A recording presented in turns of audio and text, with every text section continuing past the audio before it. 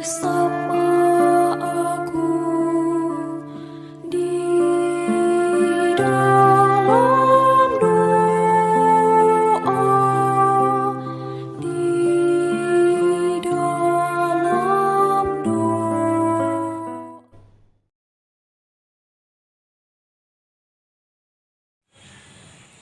Salam sahabat doa kekuatanku, jumpa lagi bersama dengan kami dalam doa kekuatanku channel Selasa 21 Februari 2022. Sapaan Sabda Tuhan yang akan kita renungkan bersama hari ini dari Injil Markus bab 9 ayat 30 sampai dengan 37. Doa dan permenungan kita hari ini akan bersama dengan saya, Suster Maria Salva PRR. Renungan akan bersama Suster Maria Stefanita PRR dengan tema kecil-kecil yang baik akan menjadi baik yang besar. Mari kita mempersiapkan diri untuk mengundang kehadiran Roh Kudus.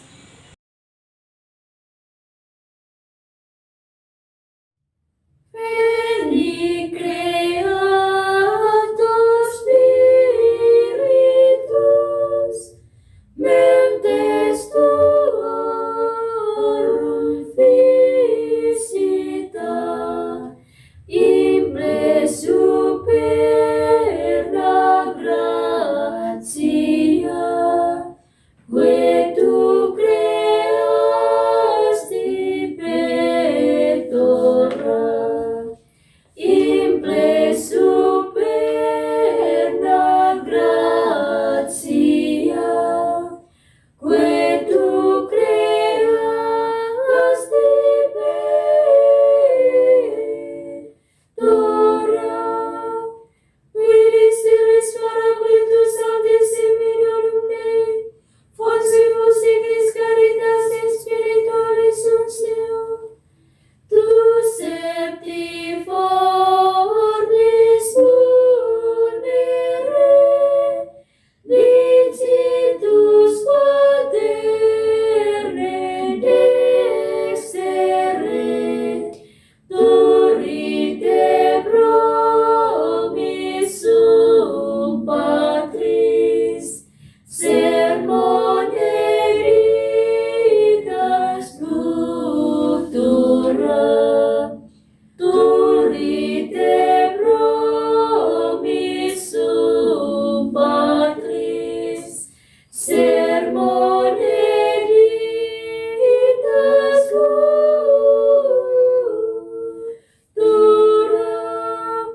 ascendem sensibus in funde amore in corribus, in firma nostri corporis verbum de firmas perpetui, hostem repelas longius, pacem quedones protinus, doctore site previo, videmus omne nocium, doctore site previo, videmus omne nocium.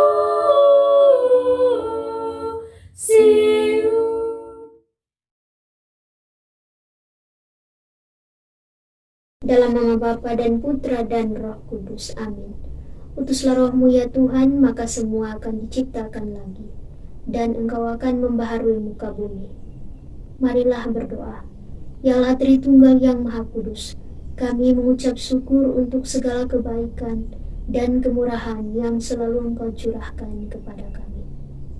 Kami mohon, semoga melalui semuanya itu, kami semakin dimampukan untuk semakin percaya akan setiap rencana dan kehendak-Mu yang terjadi atas hidup kami. Dikau Tuhan kami puji, kini dan sepanjang masa. Amin.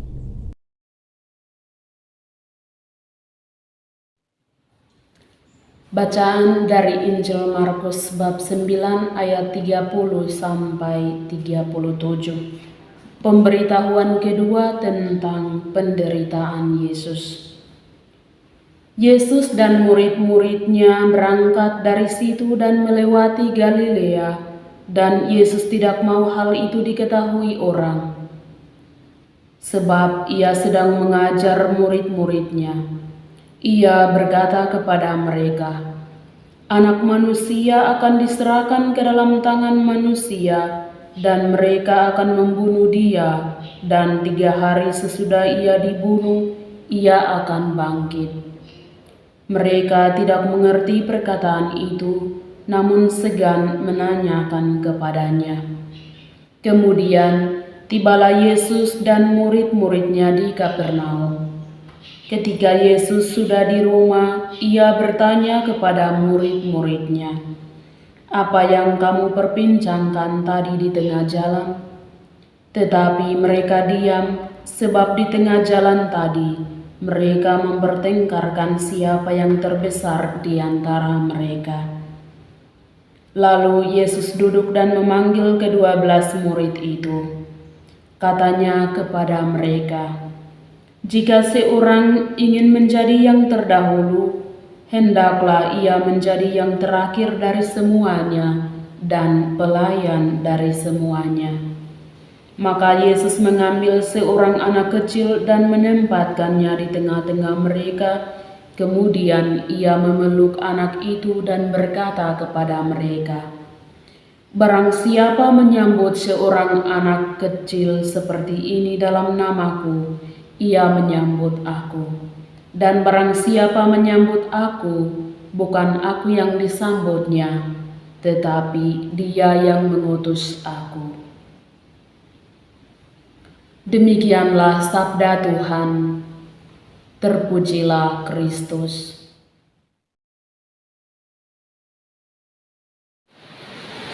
Kecil-kecil yang baik akan menjadi baik yang besar.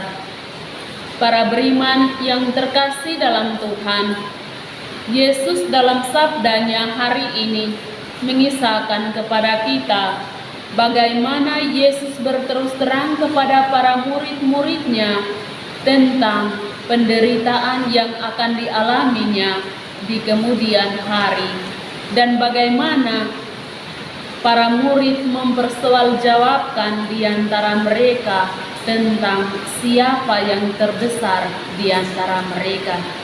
Dari kedua perikop ini dapat disimpulkan bahwa menanggapi sabda Tuhan dengan hati yang terbuka, merenungkan dan mengamalkan di dalam kesiaran kehidupan kita, mampu membawa diri kita kepada orang-orang yang memiliki kerendahan hati, terutama dalam tindakan kehidupan nyata kita.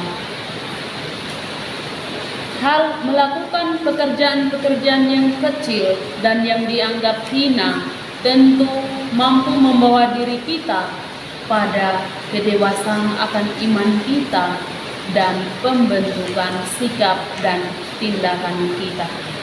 Dari makna-makna tersebut dapat kita melihat dan dapat kita mendengar bagaimana Yesus memberitahukan tentang penderitaannya, terutama kepada para murid. Para murid sungguh tidak memahami, tidak menanggapi, bahkan tidak mengerti apa-apa, oleh karena pertengkaran yang mereka pertengkarkan di tengah jalan tentang siapa yang terbesar di antara mereka. Hal itu membuat mereka buta untuk mendengar, untuk memahami dan mengerti apa yang dimaksudkan oleh Yesus di tengah jalan. Dan dari pertengkaran tersebut kita memahami bahwa betapa sombongnya hati bagi para murid yang juga merupakan para pewarta dan pelayan serta rekan-rekan kerjanya Tuhan. Para beriman yang terkasih dalam Tuhan, dalam realita kehidupan kita setiap hari, apa yang dipertengkarkan oleh para murid di tengah jalan tentang siapa yang terbesar di antara mereka, tentunya kita pun mengalaminya dalam realita kehidupan kita, terutama dalam kehidupan berkeluarga, dalam kehidupan pekerjaan bersama rekan-rekan kerja kita, dalam kehidupan berkomunitas, dan dalam kehidupan kategorial atau kelompok-kelompok tertentu. Kerap kali kita menginginkan jabatan dan kedudukan yang tinggi, terutama dalam dunia pekerjaan. Kerap kali juga kita menghindari pekerjaan-pekerjaan yang dianggap kecil dan yang hina, terutama membantu sesama, membantu keluarga, membantu mama, membantu bapak, atau membantu anak-anak. Demikian juga sebaliknya, anak-anak meminta sesuatu kepada orang tua, atau suami meminta sesuatu kepada anak dan istri. Rasa kemalasan menutupi suara hati kita untuk mendengarkan perintah orang tua, perintah ayah, perintah anak-anak, atau perintah rekan kerja kita. Sehingga terkadang kita mendengar tetapi tidak menanggapi dan mengerti apa-apa. Memang pekerjaan kecil dan yang dianggap hina ini hanya mendatangkan rasa capek, hanya mendatangkan rasa kemalasan dan bosan. Tetapi ingat, sesungguhnya ketika kita melakukan dengan penuh tulus, kita melakukan dengan penuh ikhlas, kita melakukan dengan penuh keterbukaan hati dan kerendahan hati, tentunya baik-baik yang kecil akan bertumpuk dan bertumpuk menjadi baik yang besar. Dan dari hal-hal kecil ini, dari hal-hal yang baik ini akan menghantarkan kita pada orang yang memiliki sikap kerendahan hati dan penuh sukacita, serta dewasa dalam sikap dan tindakan kita terhadap sesama yang lain. Oleh karena itu, para sahabat yang terkasih, mari kita belajar dari para murid yang menyombongkan diri, menutupi hati dan telinga mereka untuk mendengarkan pewartaan Yesus, pemberitahuan Yesus tentang penderitaan yang akan dialaminya di kemudian hari. Tetapi mari kita membuka hati, mendengarkan suara hati kita, mengikhlaskan diri kita untuk melakukan pekerjaan yang kecil dan yang dianggap hina, sehingga kita menjadi manusia yang penuh syukur, manusia yang memiliki kerendahan hati, dan manusia yang memahami orang lain, sehingga kita melayani sesama kita dengan penuh tulus, dan demikian juga orang lain dapat melayani kita dengan penuh ikhlas pula. Mari kita memohon rahmat kepada Tuhan agar Tuhan memampukan kita mengikhlaskan diri kita dalam melakukan hal-hal yang kecil tanpa ada rasa kemalasan, tanpa ada rasa kesombongan, tanpa ada rasa kebosanan di dalam kehidupan keseharian kita masing-masing. Amin.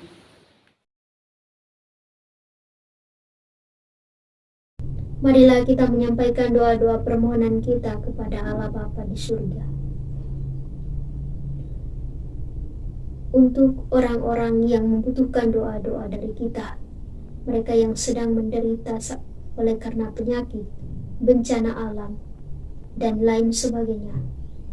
Semoga Tuhan selalu memberikan kepada mereka rahmat, kekuatan, kesabaran, dan keteguhan hati dalam menghadapi peristiwa yang sedang mereka alami saat ini. Marilah kita mohon kabulkanlah doa kami ya Tuhan.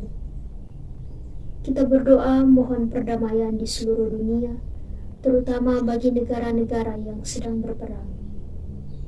Semoga Tuhan memampukan setiap orang untuk mampu menciptakan perdamaian mulai dari dirinya sesama dan terutama mereka yang dijumpai dalam hidup dan pekerjaan. Marilah kita mohon, kabulkanlah doa kami ya Tuhan. Kita juga berdoa bagi mereka yang sampai saat ini masih berusaha mencari pekerjaan yang pantas dan layak. Semoga Tuhan memberikan jalan keluar yang terbaik bagi mereka, dan juga semoga mereka dimampukan untuk selalu berjuang dan berusaha terus mencari pekerjaan. Marilah kita mohon, kabulkanlah doa kami ya Tuhan. Marilah kita hening sejenak untuk menyampaikan doa-doa permohonan kita kepada Allah Bapa di surga.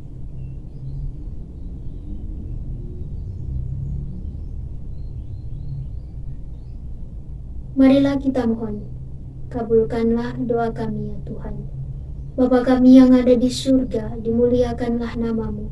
Datanglah kerajaan-Mu, jadilah kehendak-Mu di atas bumi seperti di dalam surga. Berilah kami rezeki pada hari ini, dan ampunilah kesalahan kami, seperti kami pun mengampuni yang bersalah kepada kami. Dan janganlah masukkan kami ke dalam pencobaan, tetapi bebaskanlah kami dari yang jahat. Amin. Salam Maria, penuh rahmat, Tuhan sertamu. Terpujilah engkau di antara wanita, dan terpujilah buah tubuhmu, Yesus. Santa Maria, Bunda Allah, doakanlah kami yang berdosa ini, sekarang dan waktu kami mati. Amin. Yesus Kristus, anak Allah yang hidup terang dunia, aku sembah sujud kepadamu. Untuk engkau aku hidup, untuk engkau aku mati. Yesus Kristus, anak Allah yang hidup terang dunia, aku sembah sujud kepadamu. Untuk engkau aku hidup, untuk engkau aku mati. Yesus Kristus, anak Allah yang hidup terang dunia, aku sembah sujud kepadamu. Untuk engkau aku hidup, untuk engkau aku mati. Santa Maria Reina Rosari, doakanlah kami. Santo Yosef, doakanlah kami. Santo Gabriel, doakanlah kami. Santo dan Santa pelindung kami masing-masing, doakanlah kami. Terpujilah nama Yesus sampai selama-lamanya. Amin. Bapak Ibu, para sahabat yang terkasih, mari kita menundukkan kepala untuk memohon berkat dari tangan imam yang diurapi.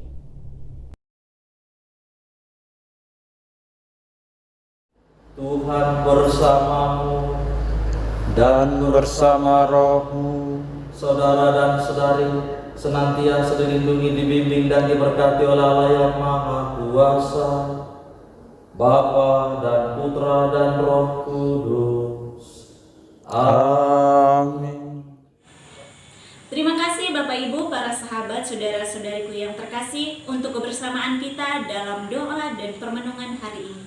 Jumpa lagi bersama dengan kami dalam Doa Kekuatanku Channel pada hari berikutnya. Kami akan selalu hadir menyapa setiap hati. Dukung channel kami dengan cara subscribe, like, komen, share video-videonya, dan tekan tanda lonceng notifikasinya.